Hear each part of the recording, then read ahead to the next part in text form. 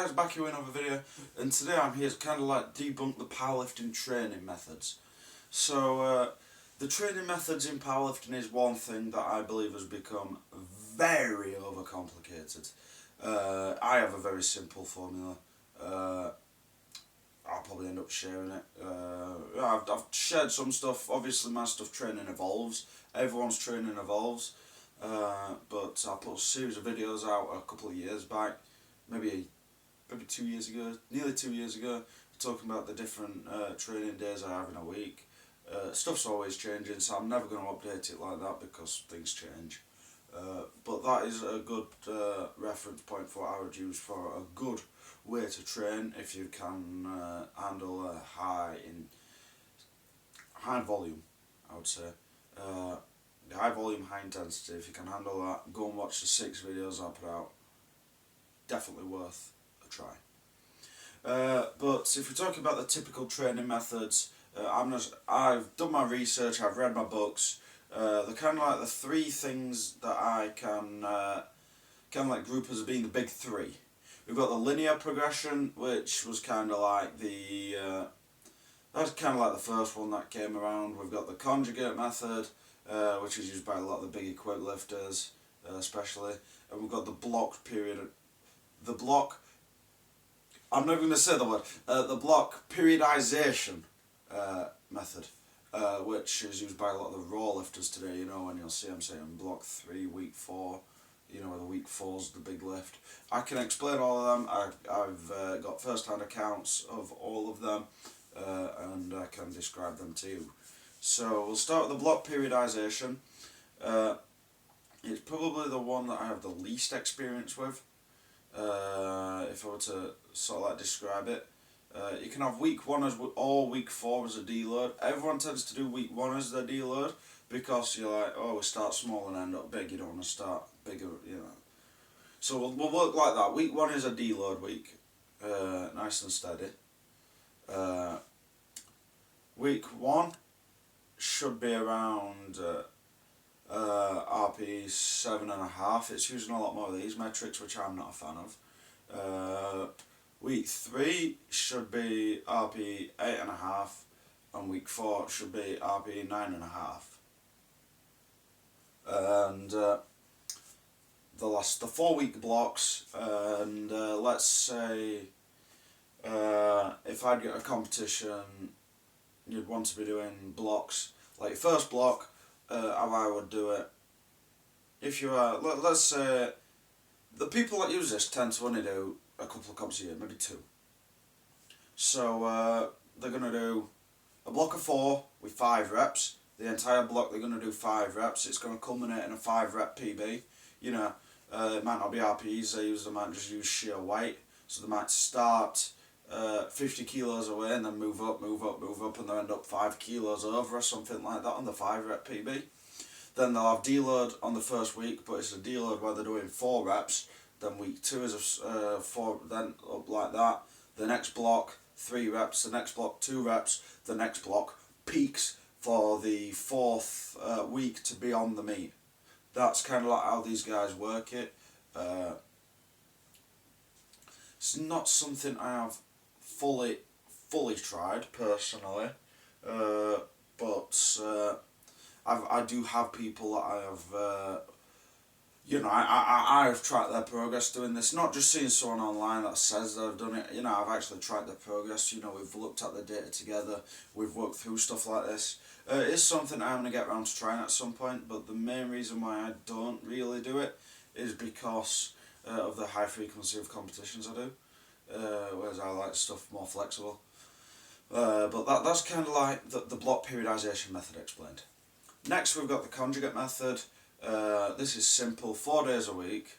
1 day is focusing on speed work for the upper body, 1 day focusing on speed work for the lower body, 1 day focusing on max effort for the upper body, 1 day focusing on max effort for the lower body. The reason I don't like this is because squat and deadlift don't have their own specific day. Now, I think you'll find a lot of the equipped guys that train this have a relatively poor deadlift compared to the raw lifters. I'm going to put that down to their training methods. I've been with people, if if I'm talking about you, you know that you're you, that I've done this method with me, we've worked through it together.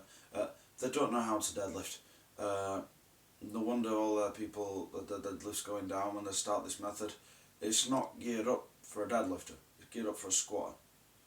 Squat methods, bench methods, arguably the best in the game. I haven't given it enough time to figure that out because I care about powerlifting, not squatting and benching. I care about powerlifting.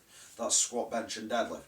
And I find it's not the best for deadlift because it isn't focusing truly on deadlift. I get how people can swing it. One max effort is focused on, 1 week max effort is on deadlift and the speed is on the squat, then it alternates the next week. I can get that.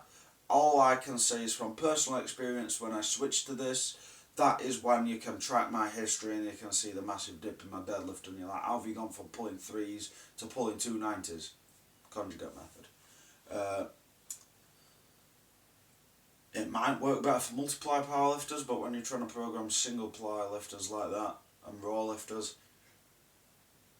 not for me. Might be for you, not for me. I recommend trying all of these training methods, should I add. All I will say is what is for me, what isn't for me. What is for me is linear progression. Linear progression worked for Ed Cohen. It's said to be a very basic training program. And I think the world of powerlifting coaching has tried to overcomplicate things to get more money. Because the more complicated something sounds, the more likely to say, oh, I can't do this, I need a coach. No, you don't need a coach, you just need to stop being lazy. And you need to actually look at your data, you need to think, right, what's going wrong? Right, I'm struggling to lock out my bench, let's do some boards. You don't need to pay 50, 60, 70 quid a month for someone to tell you the same thing. So if you can actually analyse your lifts, look at what's going right, and also take away what's going wrong, success. That is success.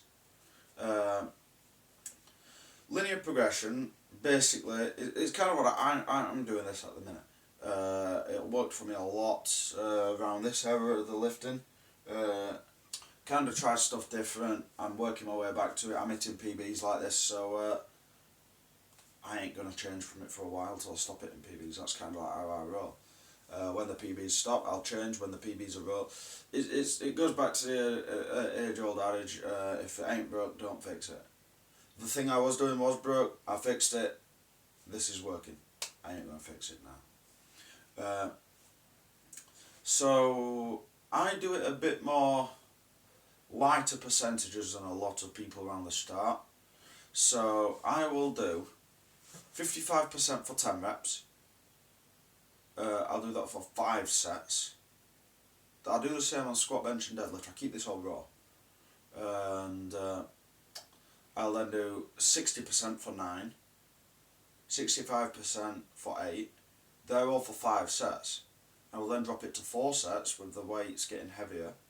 I believe that's 70% for 7, 75% for 6, 80% for 5. I'll then drop it to 3 sets before we get 85% for 4, 90% for 3, and 95% for 2. That's kind of like how I figured it out to work best. It's sort of like an adaptation upon it.